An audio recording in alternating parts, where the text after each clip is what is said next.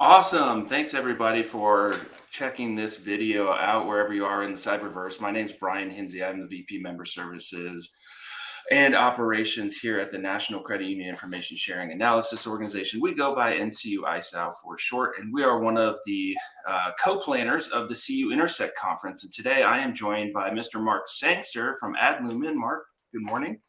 Yeah, good morning. It's a pleasure to be here. Yeah, tell the audience who you are and what you do. Yeah, so I'm the chief of strategy with Adlumin, and Adlumin is a managed detection and response company. So basically, we have a platform that helps our security operations center monitor credit unions 24/7, right? And we're looking for those signs of suspicious activity, and when we find them, we investigate them and we contain them before they become, business disrupting, like ransomware shutdowns or a major theft. Awesome. Well, thank you so much for that overview. And thank you for supporting CU Intersect as a platinum sponsor, quite frankly. And we'll talk about that in a little bit. But our conference is coming up this fall. And, Adlumin's been an awesome sponsor for years. But before we do that, I wanted to just get engaged with you in a couple questions about the industry and the state of the industry. What do you or Adlumin or both see changing for credit unions across the industry in recent months or over the last year? Yeah, credit unions, smaller sort of, just as I think overall representation of smaller businesses really are unfortunately the brunt of most of the types of cyber attacks and threats that we see on a daily basis. And in fact, over the last couple of months, we've seen multiple different, very sophisticated ransomware gangs like Alpha or Black Cat, Bootloader and Clop and so on. They always have those ridiculous kind of code names, right? Like Yeah. we're all spies. But Move It, when we talk about that, the Move It vulnerability and exploitation that made sort of headline news. Most of the organizations that we saw that were vulnerable to it actually were smaller credit unions. So I think sometimes one of the things that these types of businesses sort of struggle with is they read these major headlines and they think, well, it's, these are massive government organizations or Fortune 500 kind of brands. But the reality is, most of the victims are, their peers, right? It's those smaller businesses, particularly in the financial industry, that suffer the brunt of these types of attacks. Yeah, no, that's a great point and very timely comments on Move It. I know the whole world's been watching Fortune 100 all the way down to smaller organizations, like you just mentioned, including some credit unions, be allegedly compromised through the Move It attacks. Right, So, of course. in that circumstance, how does Adlumin work to support your clients to address challenges around whether it's ransomware detection or just in general the challenges that they have? Yeah, absolutely. So from the kind of, I'm going to call them kind of the tactical threat types of things. So like when we see I call them the precursors, right? The, initial intrusion, the compromised accounts that get used, new accounts that Mhm. get created, that kind of thing. Our job is to catch that spilled milk, right? That's easy to clean up. When it goes longer, when it kind of has that opportunity to metastasize inside the business, that's typically where we see these massive, disrupting types of events where you're shut down by ransomware, you get the nasty note, and they're into these, kind of double extortions that they do, right? Pay us to get your business back and pay us to keep it quiet. And so that's why I say we catch this stuff quickly. Our job is to do that. And we have a threat intelligence team that works alongside our security operations people, that are kind of looking for the next gen thing, right? Mhm. What other sort of signs are out there that we don't as an industry necessarily recognize as a threat yet, but are kind of suspicious, right? It's a little bit of where there's smoke, there's fire. And then ultimately it's proving resilience and proving accountability. So we bake in reporting built for credit unions, like the NCUA and Intrix, et cetera, because we know that security and compliance are pretty related. They're not quite the same thing, but they certainly have a significant overlap. And security can carry a long way when it comes to compliance. So, our job is to also be able to demonstrate to various, the authorities that they have and regulators that they're doing what they need to do. And if something happened, that they took the right actions. So whether that's reporting to a regulator or that's dealing with an insurer if you're making a claim so that you can prove that duty of care. Yeah, and a lot of great comments there, a lot of details, everything from discussing ransomware to regulatory compliance, and there's just it's such a big lift, right? To just in general to secure your networks and protect your credit union's members. What do you see as the biggest or some of the biggest challenges in general for credit union leadership teams? Yeah, I think, one of the biggest ones is laboring under misconceptions, right? This concept of we're too small, nobody's ever heard of us. This idea that somehow your zip code is going to protect you from, Russians or, the Chinese hackers or whatever it might be. And the reality is they're not looking at zip codes, they're looking at IP addresses, right? Right.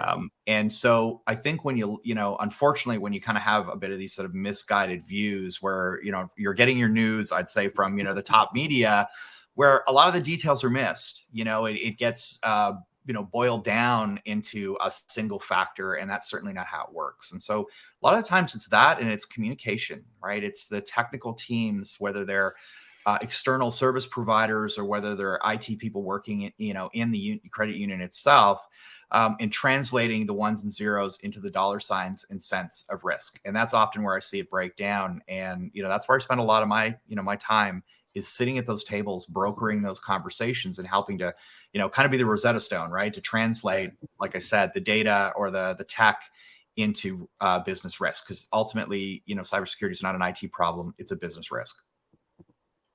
Yeah, again, great comments, right on point, and a lot of what you've said so far aligns with what we see and what we hear from our credit union members here at NCU ISA when we talk information sharing, cyber resilience, fraud, etc. So great comments there.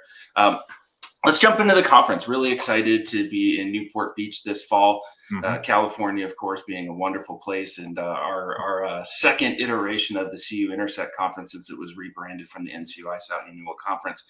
So you guys have been a perennial sponsor since the beginning. I remember years ago meeting Tim Evans for the first time. He was looking very dapper, had his fedora on and everything like that. Great energy. And, what makes this conference for Adlumin so special that you guys keep coming back every year? So, we attend the big conferences too. And, what I find with those is they're interesting, but they're more showing, being educational, if you know what I mean, right?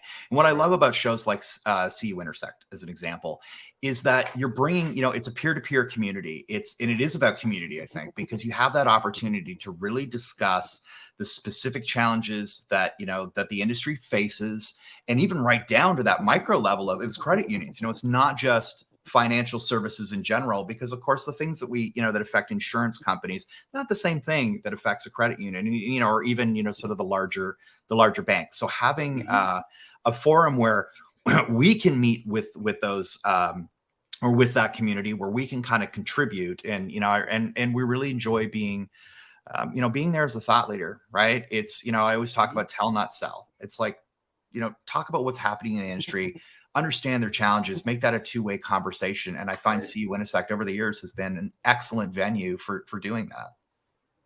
Yeah, that's great. And we certainly feel the same, of course, we being inherently biased on that point. But that said, I mean, you mentioned meaningful conversations and engagements. Would that be the one thing that you're most looking forward to at CU Intersect, or is it something else?